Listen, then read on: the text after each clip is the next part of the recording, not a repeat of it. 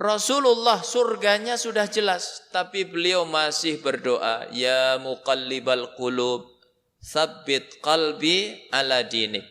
Wahai zat yang membolak-balikkan hati, teguhkan hatiku di atas agamamu. Sampai Ummu Salamah radhiyallahu anha itu merasa heran, saking seringnya Nabi baca doa ini. Ngaji hadis dari Arba'in Nawawiyah, Riyadhus Shalihin, Bulughul Maram, kok rasanya enggak berbekas di hati kita? Jangan-jangan sebabnya adalah apa, Pak? Dosa-dosa kita.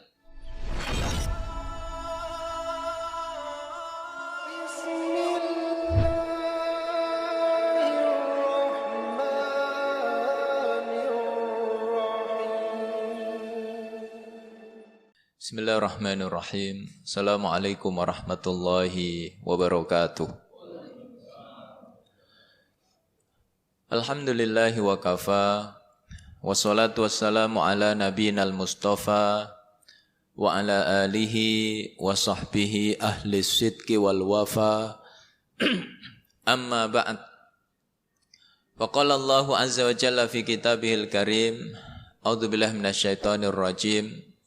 Walau anna katabna alaihim an iqtulu anfusakum aw ikhruju min diyarikum ma fa'aluhu illa qalilum minhum walau annahum fa'alu ma yu'adzuna bihi lakana khairan lahum wa ashadda tathbita. Hadirin hadirat, Bapak Ibu jamaah, para pemirsa sekalian yang dimuliakan Allah Subhanahu wa taala. Alhamdulillah, kita bersyukur kehadirat Allah, kita dikumpulkan oleh Allah pada malam hari ini dalam kenikmatan-kenikmatan yang besar. Setelah nikmat iman, nikmat Islam, kita dikumpulkan oleh Allah dalam majelis ilmu. Mudah-mudahan hadirnya kita di majelis ilmu ini menjadi isyarat bahwa Allah masih menghendaki kebaikan dalam hidup kita. Sebagaimana Rasulullah bersabda, "May yuridillahu bihi khairan yufaqqihhu fiddin." Siapa orang yang Allah kehendaki kebaikan dalam hidupnya, maka Allah fahamkan dia dalam urusan agama. Jemaah dimuliakan oleh Allah, tema kajian malam hari ini adalah ats-tsabat 'alal khair. Teguh di atas kebaikan. Sebuah tema yang penting untuk selalu menjadi renungan bagi saya pribadi dan kita semuanya. Apa sebabnya? Karena hati kita itu selalu berbolak-balik. Hari ini baik, belum tentu besok masih baik. Hari ini bersemangat beribadah, besok belum tentu masih bersemangat. Itulah hati. Wa innama summiyal qalbu litaqallubihi. Kenapa disebut qalbu? Karena dia taqallub, berbolak-balik. Kedua, Rasulullah mengingatkan kita, ketika kita kehilangan keteguhan di atas kebaikan, ternyata dampaknya sangat berbahaya. Dalam hadis yang diriwayatkan oleh Imam Bukhari dan Imam Muslim, kata Rasulullah sallallahu alaihi wasallam, "Wa innar rajula la ya'malu bi amali ahlil jannah hatta ma yakuna bainahu wa bainaha illa dhira' fayasbiqu alaihil kitab fayamalu bi amali ahlin nari fayadkhuluha." Ada orang amalnya persis seperti amalan ahli surga.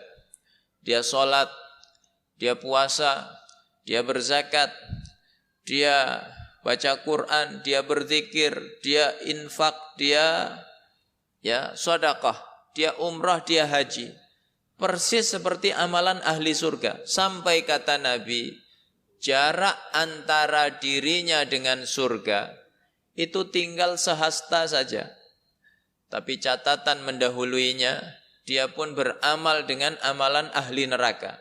Dia kehilangan keteguhannya di atas kebaikan. Akhirnya dia pun masuk ke dalam neraka. Maka tema ini penting untuk menjadi renungan bagi saya pribadi dan kita semuanya, agar kita diteguhkan oleh Allah di atas kebaikan. Jemaah yang dimuliakan oleh Allah, bagaimana agar kita bisa teguh di atas kebaikan? Pertama, dengan asy'ur bil faqri ila tasbitillahi azza wajal. Setiap kita merasa membutuhkan peneguhan dari Allah atau pertolongan agar kita bisa teguh di atas kebaikan. Perasaan seperti ini harus selalu kita tanamkan dalam hati kita. Kalau kita berhasil menunaikan sebuah amal saleh, bisa sholat berjamaah di masjid, bisa ngaji seperti ini, bisa qiyamul lail, bisa puasa sunnah, bisa khatamkan Quran. Semua itu tidak lain tidak bukan karena pertolongan Allah. Bukan karena hebatnya kita, bukan karena cerdasnya kita, tapi semata-mata karena ditolong oleh Allah. Ini harus selalu kita tanamkan.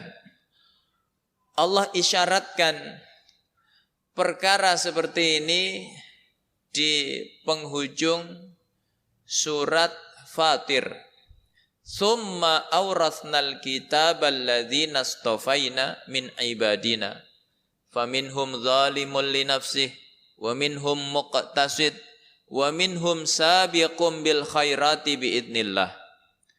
Kemudian kami wariskan Quran ini kepada orang-orang yang kami kehendaki. Maka kata Allah, mereka terbagi 3. Ada yang mendolimi dirinya, yaitu meninggalkan yang wajib. Ada yang pertengahan, yaitu hanya mencukupkan yang wajib. Ada yang berlomba dalam kebaikan atas izin Allah. Jadi menarik ketika Allah menjelaskan kategori berlomba di atas kebaikan, itu atas izin Allah. Jadi kita bisa sholat seperti tadi, bisa ngaji seperti ini. Ini semata-mata atas pertolongan Allah. Ini harus selalu kita tanamkan. Sehingga kita selamat dari penyakit berbahaya yang membuat manusia cepat futur, terputus dari amal saleh. Apa penyakit itu? Al-ightirar bil a'malis salihah. Ya, tertipu dengan kebaikannya. Baru amal sedikit sudah GR. Ini tertipu namanya. Ya. Baru ngaji sekali, pulang langsung update status meraih surga Firdaus. Ya. Maka orang seperti ini cepat putus amalnya. Ya. Jamaah yang dimuliakan oleh Allah, perasaan seperti itu butuh pertolongan Allah. Itu dipraktekkan langsung oleh Rasulullah SAW. Orang yang dijamin selamat dunia akhirat. Surganya jelas. Kalau kita surganya belum jelas. Jadi kalau sampai ada yang bilang misalnya, ini Bapak Ketua DKM auranya kok surga Firdaus ya. Itu modus Pak. Kita semua surganya belum jelas. Ya. Rasulullah surganya sudah jelas, tapi beliau masih berdoa, ya muqallibal qulub, tsabbit qalbi ala dinik. Wahai zat yang membolak-balikkan hati, teguhkan hatiku di atas agamamu. Sampai Ummu Salamah radhiyallahu anha itu merasa heran, saking seringnya Nabi baca doa ini. Maka Ummu Salamah bertanya, ya Rasulullah, wa innal quluba la tataqallab. Ya Rasul, apakah hati manusia itu berbolak-balik? Maka beliau menjawab, inna quluba bani Adam kanat baina isba'aini min asabi'ir rahman yusarrifuhu haitsu yasha. Sungguh hati manusia itu selalu berada di antara 2 jari Allah. Kalau Allah berkehendak, mudah sekali bagi Allah untuk memalingkannya. Dalam riwayat lain, insya'a aqamahu wa insya'a azaghahu. Kalau Allah berkehendak, Allah akan meneguhkannya. Tapi jika Allah berkehendak, mudah sekali bagi Allah untuk menyesatkannya. Ya. Jadi Rasulullah masih punya perasaan seperti itu, butuh pertolongan Allah. Apalagi kita. Dan sejarah memberitahu kita betapa setiap manusia itu butuh pertolongan Allah supaya teguh di atas kebaikan. Saya kasih contoh misalnya, disebutkan dalam sejarah, ada seorang ahli syair dari daerah Yamamah. Dia keluar dari rumahnya, mengendarai untanya, tekadnya sudah bulat.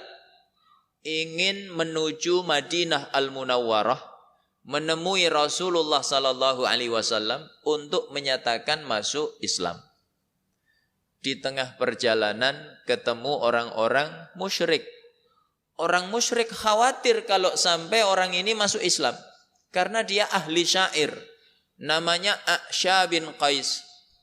Kalau sampai A'sya ini masuk Islam, Islam akan semakin kuat. Maka orang musyrik khawatir. Mereka menghalang-halangi A'sya jangan sampai masuk Islam. Bagaimana caranya? Orang musyrik menakut-nakuti A'sya dengan syariat Allah. A'sya, kamu jangan masuk Islam. Kalau sampai kamu masuk Islam, nanti kamu enggak bisa lagi minum khamr. Kalau kamu minum khamr, dicambuk. Ya. Jadi kalau ada orang menakut-nakuti manusia, ya, nanti kalau syariat Islam ditegakkan akan begini, akan begitu. Itu bukan barang baru. Sejak zaman Nabi sudah ada. A'sya menjawab, aku lihat khamr itu merusak akal. Jadi wajar kalau diharamkan. Ya. Hari ini dunia faham betapa hidup tanpa khamr itu ternyata lebih aman. Begitu penyelenggaraan Piala Dunia di negara mana, Pak? Negara Qatar yang notabene-nya negara Islam, menerapkan syariat Islam, khamr dilarang. Maka orang nonton bola aman. Sampai final, siapa yang juara, Pak? Lalu diadakan perayaan, ya. Aman, tidak terjadi apa-apa. Begitu pulang ke negaranya, yang di sana khamr dilegalkan, maka terjadi kerusuhan besar-besaran. Ya, jadi orang hari ini faham hidup tanpa khamr itu menyehatkan. Maka A'sya berkata, aku lihat khamr itu merusak akal. Jadi wajar kalau diharamkan. Apakah orang musyrik kemudian menyerah? Ya sudah, silakan masuk Islam sana. Apa begitu? Tidak. Orang musyrik menakut-nakuti A'sya dengan syariat yang lain. Hei A'sya, kamu kalau masuk Islam tidak bisa lagi berzina. Kalau kamu berzina, dirajam sampai meninggal dunia. Maka A'sya menjawab, aku ini orang yang sudah tua, enggak tertarik lagi dengan zina. Maka orang musyrik kali ini mengiming-imingi A'sya dengan harta yang banyak. Ya sudahlah A'sya, pokoknya kamu jangan masuk Islam, aku beri kamu 100 ekor unta. Ya. 100 ekor unta, lumayan. Satu ekornya 35 juta, kali 100, 3,5 M. Kan jelas, ya. Maka dalam hati A'sya seketika dimasuki tamak terhadap dunia. Dan tamak itu pintu masuk setan ke dalam hati manusia. Setan betul-betul menguasai hatinya A'sya. Maka terbersit di hatinya, kalau gitu enggak usah masuk Islam dululah. Lumayan ini 100 ekor unta, belum tentu datang 2 kali. Tahun depan sajalah aku masuk Islam. Dia pulang membawa 100 ekor unta. Dia lupa ajal manusia di tangan Allah. Maka begitu sampai depan rumahnya, ketika hendak turun dari untanya, dia terpeleset jatuh meninggal dunia. Jadi begitu sejarah mengajari kita, setiap kita butuh pertolongan Allah untuk bisa teguh di atas kebaikan. Ini pertama. Kedua, jamaah yang dimuliakan oleh Allah, bagaimana agar kita bisa teguh di atas kebaikan? Yaitu dengan al-iman billahi azza wa jal, iman kepada Allah. Hanya iman yang bisa meneguhkan manusia di atas kebaikan. Kadang manusia punya sisi positif, ya. Dia memang masih kafir, tapi dia sisi sosialnya bagus. Kalau terjadi bencana, dia nyumbangnya banyak sekali. Kalau ada anak-anak yatim, dia santuni. Ya. Tapi apakah bersama kekufuran orang bisa teguh di atas kebaikan? Tidak. Dia masih minum khamar. Ya, dia masih berzina. Ya. Apa sebabnya? Kufur. Sulit manusia teguh di atas kebaikan, sementara dia bersama kekufuran. Maka satu-satunya cara agar teguh di atas kebaikan yaitu iman kepada Allah. Tapi iman yang sesungguhnya, yang bukan sekedar slogan. Iman yang membuat kita taat kepada Allah sekalipun diperintahkan dengan perintah yang berat. Ayat yang saya baca di muqaddimah tadi itu surat An-Nisa. Ya, ayat yang ke-66. Kata Allah, "Walau anna katabna 'alaihim an iqtulu anfusakum aw ikhruju min diyarikum ma fa'aluhu illa qalilum minhum walau annahum fa'alu ma yu'adzuna bihi lakana khairal lahum wa ashadda tathbita."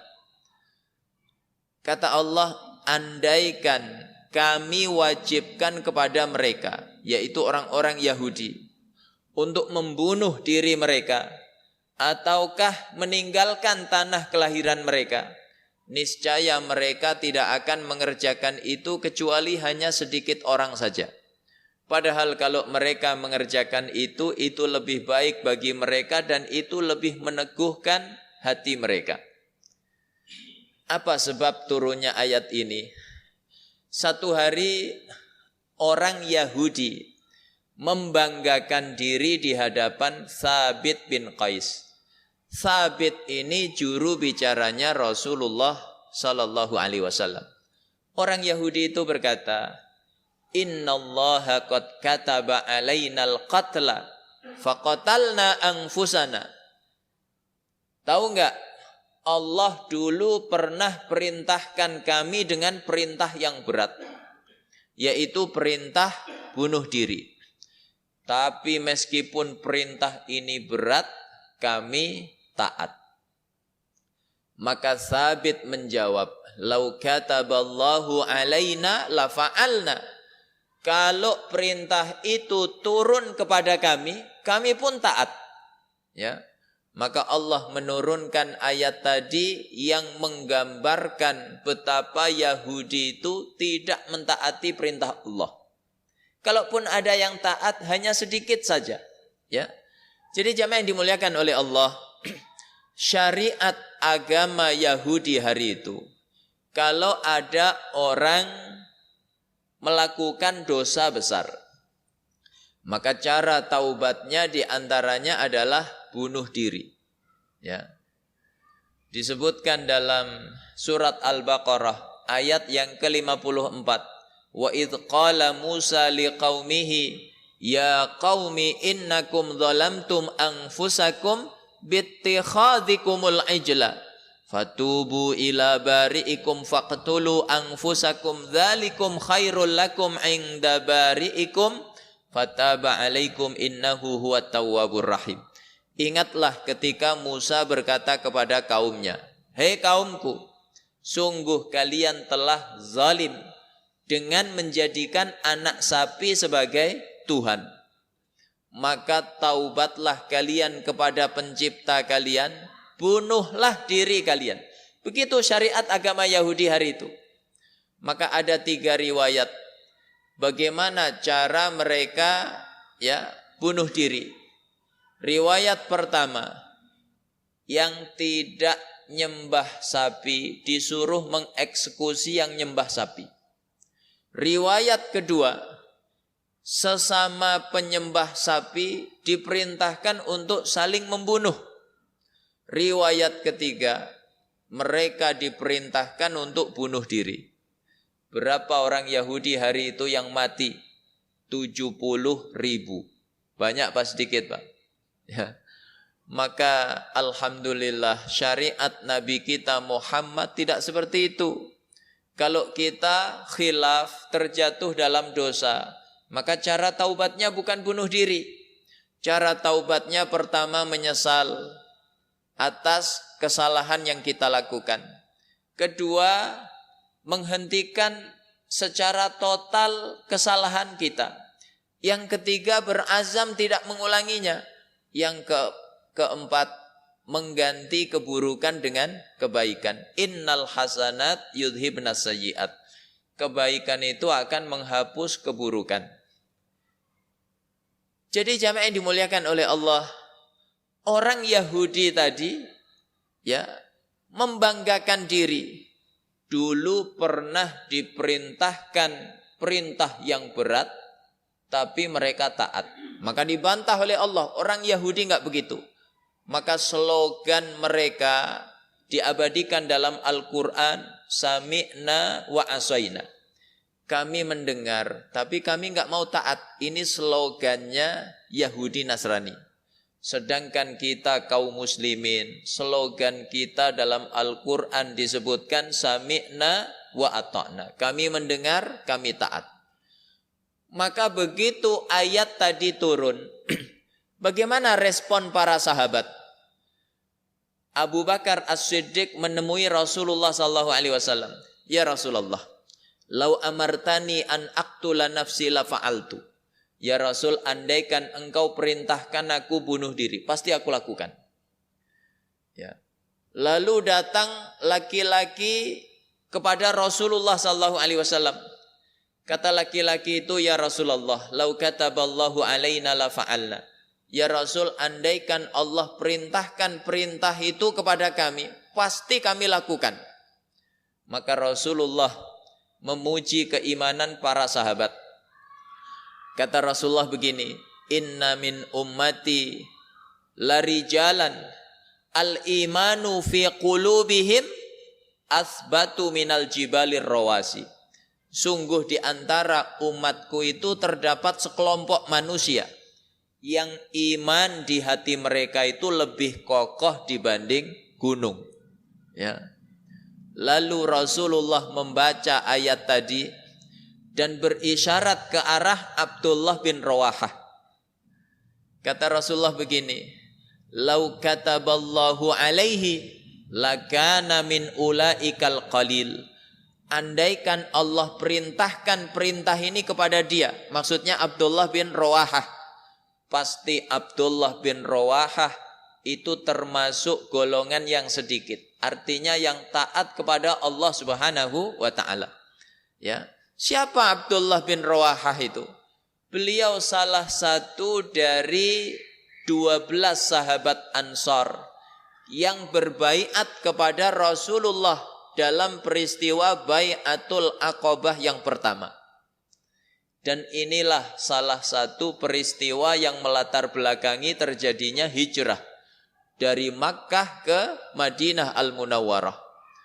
Kemudian Abdullah bin Rawahah ini syahid dalam perang Mu'tah, perang yang dahsyat antara kaum muslimin melawan tentara Romawi. 3.000 kaum muslimin melawan 200.000 pasukan Romawi. Imbang atau tidak, Pak? Ya. Maka sebagian pasukan Islam mengusulkan, begini saja, kita tulis surat kepada Rasulullah minta tambahan pasukan. Enggak imbang sama sekali ini. Ini mission impossible. Maka ide ini ditolak oleh Abdullah bin Rawahah. Tidak.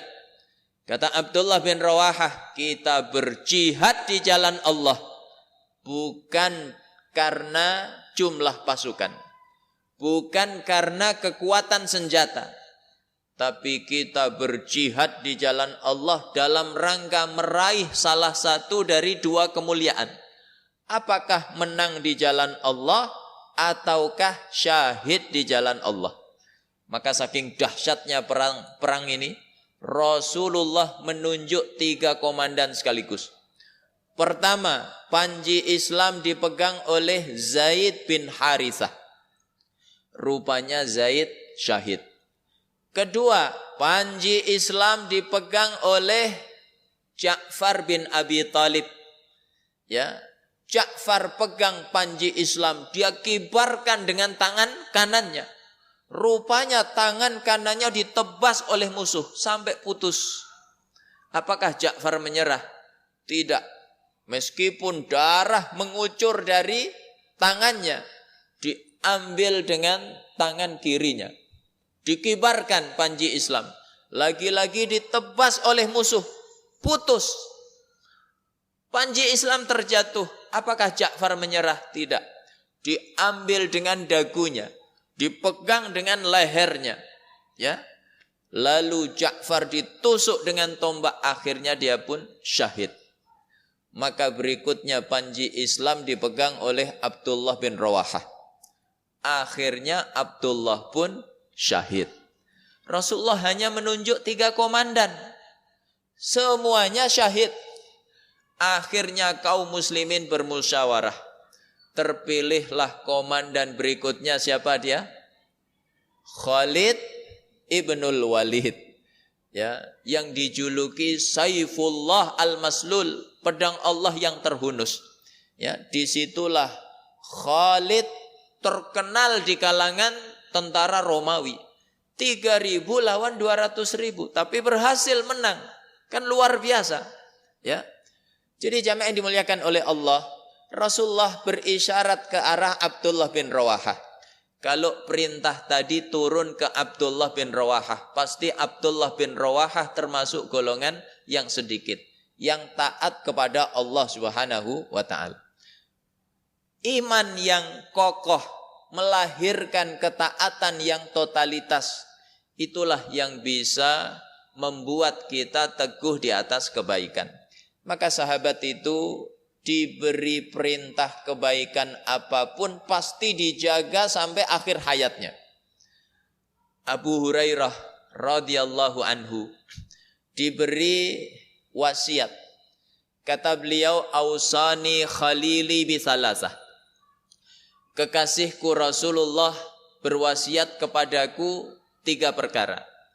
Rakaatay duha, 2 rakaat duha. Wa saumi salasati ayyam, puasa 3 hari setiap bulan. Ayyamul bid.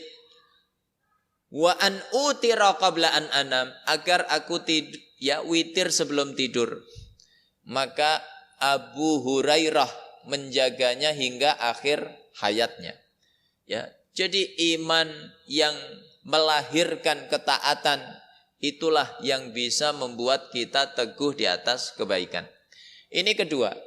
Ketiga, jamaah yang dimuliakan oleh Allah, bagaimana agar kita bisa teguh di atas kebaikan? Yaitu tarkudz dzunub wal ma'asi, menjauhi dosa dan maksiat. Apa sebabnya? Kalau kita ingin teguh di atas kebaikan, jauhi dosa dan maksiat. Karena efek daripada dosa, ya, paling tidak 3. Pertama, dosa itu mengeruhkan hati kita. Kata Nabi, "Idza adnabal mu'minu dzamban, nukitat nuktatun sauda fi qalbi." Kalau mukmin mengerjakan dosa, maka muncullah noda hitam di hatinya. Fa in taba wastaghfara suqila qalbuh. Kalau dia taubat, istighfar, hatinya jernih lagi. Tapi wa in zadat fazadat. Kalau dia tambah lagi dosanya, bertambahlah noda hitam di hatinya. Hatta ta'luwa qalbah, sampai akhirnya menutupi seluruh mata hatinya. Fadzalika huwar ran. Itulah kata Nabi yang disebut ran, penutup mata hati. Yang Allah ingatkan kita di surat Al-Mutaffifin, kalla bal rana ala qulubihim ma kanu yaksibun. Sekali-kali tidak. Mereka tertutup mata hatinya, ya. Sehingga apa? Sehingga mereka terhalang dari kebaikan-kebaikan. Sebabnya apa? Dosa yang mereka perbuat. Orang ketika hatinya mengeras karena kebanyakan dosa, maka efeknya dinasehati nggak mempan. Ya. Padahal nasihatnya qala Allah qala Rasul, nggak mempan. Kemudian berat menyambut panggilan kebaikan. Dipanggil ke masjid nggak datang, keras hatinya, kebanyakan dosa. Dipanggil sholat nggak datang, dipanggil ngaji nggak datang, ya, dipanggil infak sedekah nggak datang. Tapi begitu ada konser dangdut, safnya paling depan, ya. Jadi kalau ingin teguh di atas kebaikan, maka tinggalkan dosa, karena dosa itu mengeruhkan hati. Ini pertama. Kedua, dosa itu menghambat masuknya ilmu ke dalam hati kita. Al-Imam Asy-Syafi'i rahimahullah, ulama yang kecerdasannya Masya Allah, dipuji oleh gurunya. Kata Imam Malik, inni arallaha qad alqa nuran fi qalbik fala tudfi'hu bidzulmatil maksiyah. Aku lihat Allah pancarkan cahaya di hatimu, jangan pernah kamu padamkan cahaya itu dengan maksiat. Satu hari Imam Syafi'i merasa kehilangan cahaya itu. Beliau mengalami gangguan pada hafalannya. Maka dalam syairnya disebutkan, syakautu ila waqi'in su'a hifzi fa arsyadani ila tarkil ma'asi wa akhbarani bi annal ilma nurun wa nurullahi la yuhda lil asi. Aku mengadu kepada Imam Waqi' tentang buruknya hafalanku, maka beliau menasehatiku untuk meninggalkan maksiat. Kata beliau, ilmu itu cahaya Allah. Cahaya Allah tidak akan Allah berikan kepada orang yang maksiat. Maka hari ini kita patut merenung. Rasanya kita dari kecil ngaji Quran, tajwidnya, tahsinnya, ya, ngaji fikih dari yang paling tipis Safinatun Najah, ya. Kemudian Fathul Qarib, Tuhfatut Tullab, Fathul Wahhab, ya. Kemudian ngaji tafsir Jalalain, tafsir Ibnu Katsir, ngaji akidah, ngaji hadis dari Arba'in Nawawiyah, Riyadhus Shalihin, Bulughul Maram. Kok rasanya enggak berbekas di hati kita? Jangan-jangan sebabnya adalah apa? Dosa-dosa kita, ya. Ini kedua. Ketiga, dosa itu kata Imam Ibnul Qayyim candu. Orang kalau membiasakan satu dosa, maka akan merembet ke dosa-dosa berikutnya. Ya, apa sebabnya? Dosa itu candu. Maka coba kita renungkan tafsir Al-Quran surat Al-Hasyr. Ya, kalau tidak salah ayat 16. Kama salis syaitan idh qala lil insani kfur falamma kafara qala inni bari'um minka inni akhafullaha rabbal alamin. Perumpamaan tertipunya orang-orang Yahudi dari orang-orang munafik itu seperti tertipunya seorang hamba dari setan. Setan berkata kepada hamba itu, kufurlah kamu kepada Allah.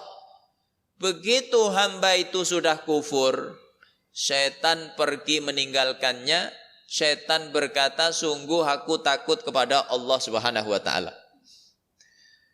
Siapa hamba yang dimaksud?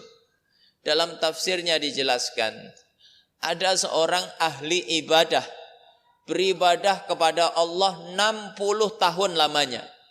Siapa dia? Dalam riwayat lain disebutkan namanya Barseso. Barseso ini ahli ibadah, orang saleh, ya, taat beribadah. Maka hari itu raja mewajibkan pemuda untuk berangkat jihad fisabilillah. Ada 3 bersaudara, punya adik perempuan. Mereka bingung, kita wajib berangkat, Tapi adik kita titipkan siapa ya? Kita nggak punya kerabat. Maka orang-orang menyarankan titipkan saja ke rahib itu. Dijamin aman. Ya, lihat bagaimana setan menyesatkan rahib ini melalui dosa dari yang kecil, yang sedang hingga yang paling besar. Ya, setan tidak langsung nyuruh dosa besar. Rahib, tuh ada gadis cantik, zina sana. Kalau begitu caranya, rahib tahu ini tipuan setan. A'udzubillahi minasyaitonirrajim. Setan tuh pinter, Pak. Ya. Kadang setan pakai dalil. Dikira ustadz doang yang tahu dalil. Setan ngerti dalil. Ya. Maka setan menyesatkannya lembut sekali, tidak terasa. Kata setan, rahib, kasihan wanita itu. Coba kamu temui dia meskipun hanya sebentar. Hibur hatinya. Bukankah memasukkan kebahagiaan ke hati seorang mukmin itu berpahala? Oh, pakai dalil, Pak. Ya. Maka rahib menemui wanita itu, menghiburnya meskipun hanya sebentar. Ya. Lalu kata setan, kenapa cuma sebentar? Pahalanya kecil. Coba lebih lama, pahalanya makin besar. Akhirnya besok lebih lama lagi. Maka mereka saling pandang, saling senyum. Ya, tresno itu jalaran soko kulino. Begitu ya pepatah Jawa berkata. Akhirnya mereka saling jatuh cinta. Singkat cerita mereka berzina. Lalu wanita itu pun hamil, melahirkan. Begitu sudah jatuh ke perangkapnya setan, maka setan enggak basa-basi lagi, enggak capek cari dalil lagi. Ya, setan langsung to the point. Rahib, kamu ini orang soleh, ahli ibadah. Bagaimana kalau manusia tahu kamu menghamili adik orang? Apalagi kalau abangnya pulang, habis kamu. Kalau gitu gimana caranya? Gampang, bunuh bayinya. Maka bayinya dibunuh. Apakah setan berhenti? Tidak. Kata setan, rahib, kamu yakin ibunya jaga rahasia? Wanita itu paling susah jaga rahasia. Jangan bilang-bilang ya, satu RT tahu semua. Ya. Kalau gitu gimana caranya? Gampang, kepalang basah, bunuh sekalian ibunya. Maka dibunuh wanita tadi. Jihad pun selesai, 3 bersaudara itu pulang. Mereka bertanya, di mana adik saya? Adik kalian meninggal dunia karena sakit. Sudah aku kuburkan. Mereka percaya. Tapi di malam harinya setan hadir dalam mimpi 3 bersaudara. Serempak 3 orang mimpinya sama. Diberitahu bahwa adiknya meninggal bukan karena sakit, tapi dibunuh setelah sebelumnya dihamili. Maka besok rahib ini diinterogasi. Dia pun ngaku. Raja menjatuhkan vonis hukuman mati. Begitu siap dieksekusi mati, setan kembali datang untuk menyesatkan rahib ini terakhir kalinya. Kata setan, rahib, akulah satu-satunya penolongmu hari ini. Gak ada penolong lain selain aku. Kamu mau selamat? Iya. Satu syarat. Sujudlah kepadaku, kufurlah kepada Allah. Maka rahib nurut. Dia sujud kepada setan, kufur kepada Allah. Setelah itu setan pergi meninggalkannya. Setan berkata, sungguh aku takut kepada Allah Subhanahu wa ta'ala. Jadi dosa itu ya candu. Makanya kalau kita ingin teguh di atas kebaikan, sebisa mungkin menjauhi dosa dan maksiat. Ini yang ketiga. Keempat jamaah yang dimuliakan oleh Allah, yaitu dengan al-iqbal alal Quran, tilawatan wa tadabburan wa amalan. Menyongsong Al-Quran, ya, berinteraksi baik dengan cara membaca, merenungi maupun mengamalkan. Quran itu salah satu fungsinya adalah meneguhkan hati orang yang beriman. Allah memberi isyarat di surat An-Nahl ayat 102. Qul nazzalahu ruhul qudusi mir rabbika bil haqq liyusabbital ladzina amanu wa hudaw wa busyra lil muslimin. Katakan wahai Muhammad, Quran ini diturunkan oleh siapa? Allah melalui perantara Ruhul Qudus, Jibril. Apa tujuannya? Untuk meneguhkan hati orang-orang yang beriman. Jadi kalau kita rajin baca Quran, maka mudah teguh di atas kebaikan. Buktinya sudah ada. Biasanya kaum muslimin di mana-mana baca Quran. Berlomba-lomba khataman Quran. Itu bulan apa, Pak? Ramadan. Ya. Ada yang khatam sekali, ada yang 2 kali, ada yang 3 kali. Tapi jamaah Masjid Al-Ikhlas ini khatam minimal 10 kali. Ya. Apa sebabnya? Ikhlas semua hatinya. Ya. Jamaah yang dimuliakan oleh Allah. Begitu manusia di mana-mana berinteraksi dengan Quran, maka amal soleh ringan apa berat, Pak? Ringan. Masjid ramai atau sepi? Ramai. Ya.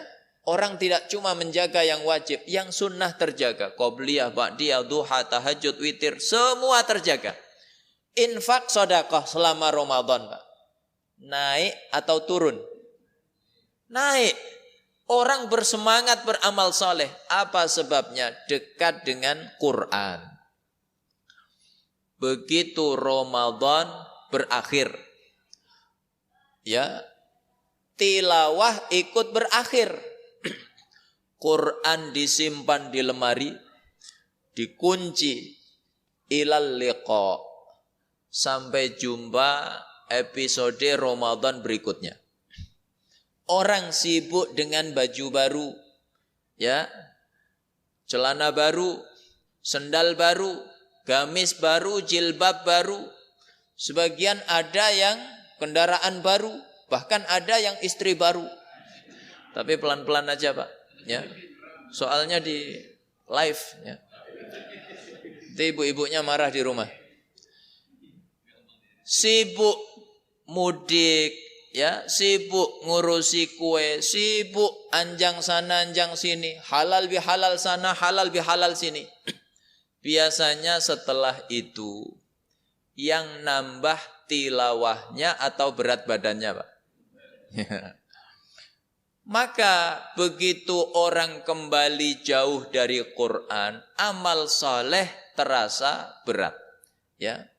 Makanya kalau kita ingin teguh di atas kebaikan, jagalah interaksi terhadap Al-Quran. Ini yang keempat. Yang kelima, kalau kita ingin teguh di atas kebaikan, caranya adalah adamul amni min makrillah. Merasa tidak pernah aman dari makar Allah. Apa yang terjadi beberapa bulan terakhir ini menyadarkan kita tidak ada yang aman dari makar Allah.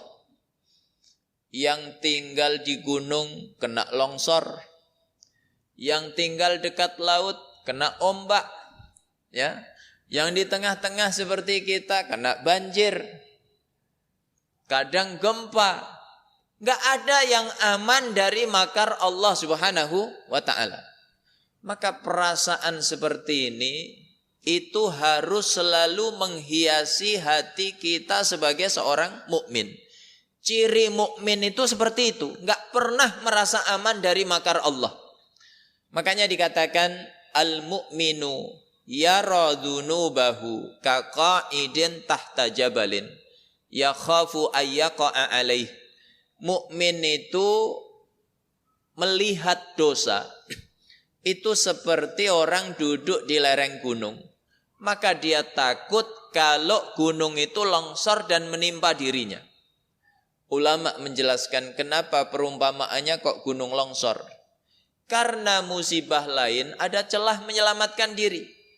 Banjir, kita bisa selamat naik ke tempat yang lebih tinggi.